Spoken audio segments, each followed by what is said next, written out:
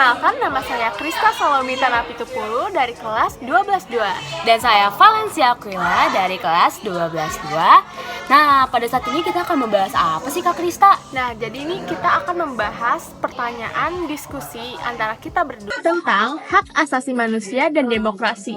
Nah, pertanyaan yang pertama, mengapa demokrasi dan hak asasi manusia penting bagi manusia sebagai pribadi maupun komunitas bangsa? Nah, menurut Kak Valen apa nih artinya? Nah, menurut aku ya, kenapa sih hak asasi manusia dan demokrasi itu penting? Karena seperti yang kita ketahui ya, bahwa manusia ini kan punya hak masing-masing dan hak kita itu untuk menyuarakan pendapat seperti berdemokrasi.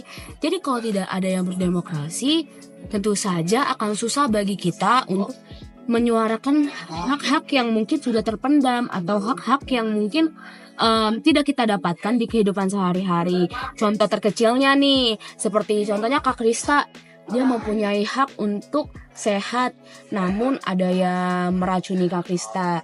Itu ada pasalnya juga, dan itu masuk ke dalam hak asasi manusia, dan salah satunya adalah demokrasi.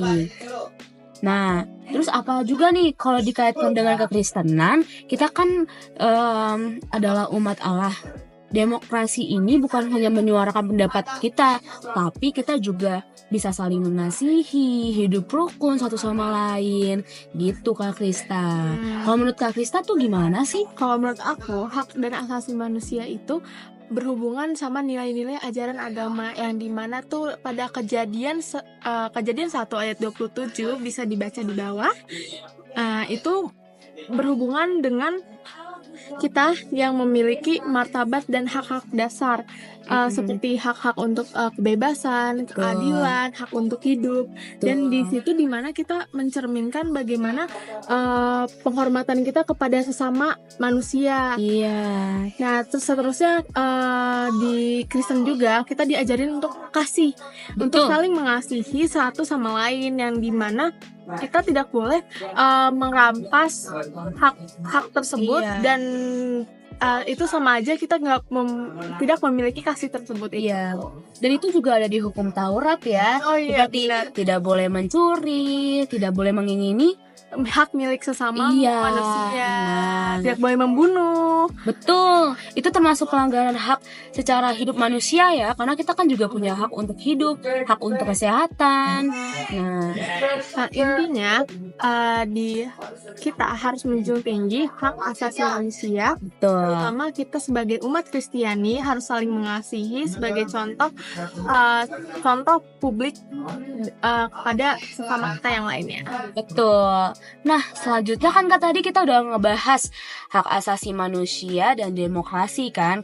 Kenapa itu bisa penting, kenapa itu sebagai komunitas atau bagaimana. Nah, sekarang pertanyaan yang kedua itu apa sih Kak Krista? Yang pertanyaan kedua adalah, mengapa pelaksanaan hak asasi manusia tidak hanya menjadi tanggung jawab negara, tetapi juga merupakan tanggung jawab warga negara? Iya.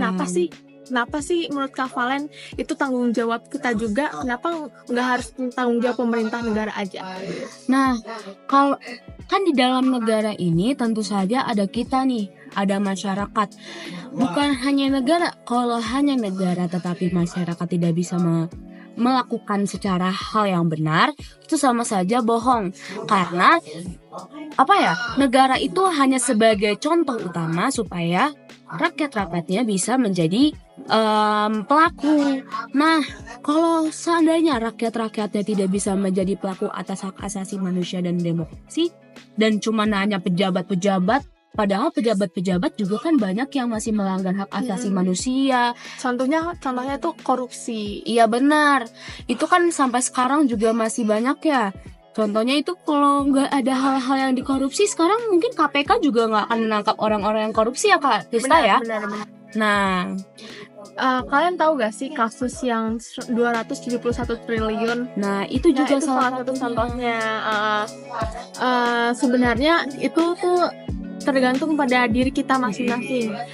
Pemerintah juga bisa menyeleweng dari apa yang sudah ada di aturan.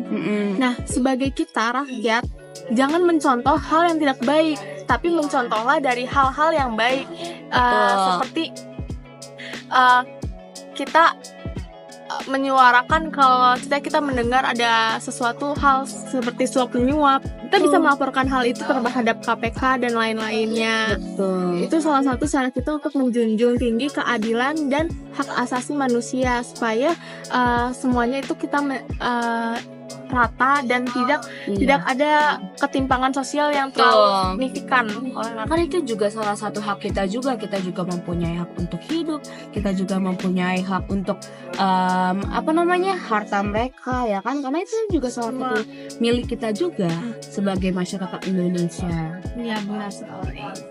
Nah sekarang kita juga udah habis nih, kita hanya membahas 2 pertanyaan.